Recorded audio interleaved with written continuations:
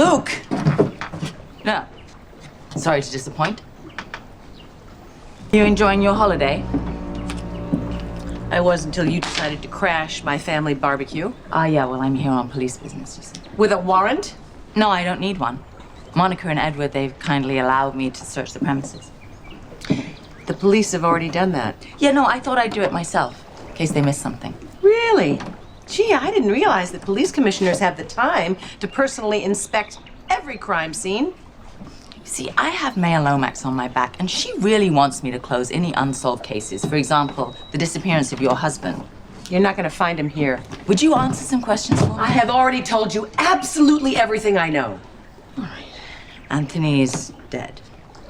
He is dead. And guess who killed him? Luke. See, I'm not so sure. Really? Do you have a better suspect? How? Why don't you just say it? You think I killed him.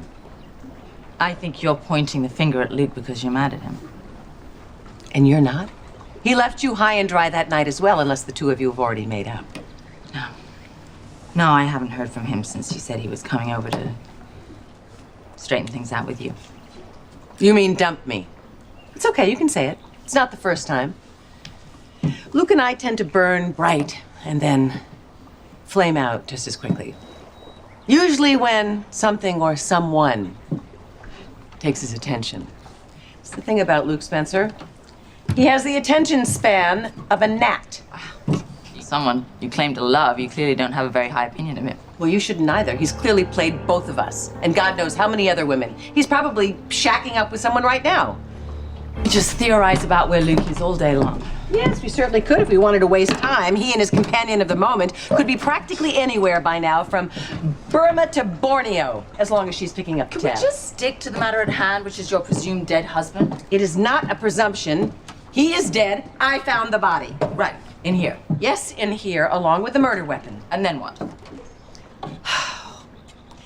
Luke and I were accusing each other, which was really just diversion, because Luke actually killed him. All right, so you're arguing. Then what? Well, your officer, what's her name, showed up. Padilla.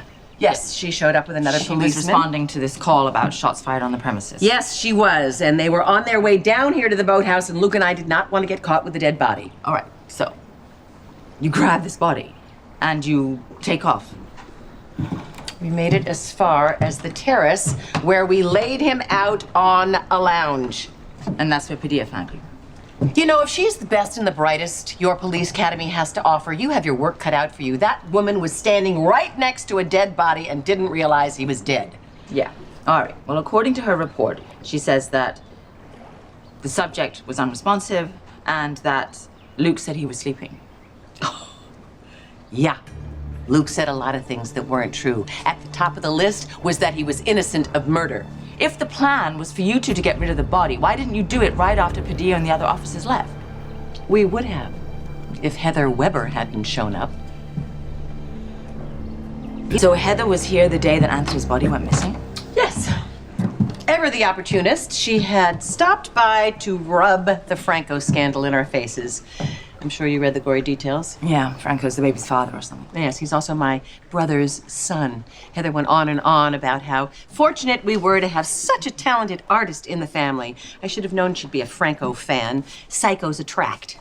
What is Heather doing? She's trying to blackmail your family with this information? No, she's trying to insinuate herself, as if she could. One thing the Quartermain family agrees on is our mutual dislike of Heather Weber. How long did she stay? Can't say. She left while we were still discussing damage control. God, I'm almost afraid to ask, but did she notice Anthony's body on the terrace? She tried to shake his hand. Luke passed off his lack of enthusiasm by saying he was 3 sheets to the wind as opposed to 2 feet in the ground. She wasn't suspicious. Actually, she was offended that Anthony was so rude. However, the conversation quickly turned around to Franco and Sam's baby. Isn't it just like my brother to have a serial killer son that nobody knows about? We're talking about your husband's corpse. Can we just... Oh, yes, right. So by the time Luke and I got back out onto the terrace, the body was gone. Could Heather have moved it? Heather left the house not long before Luke and I realized Anthony's body was missing. Where were you just before that?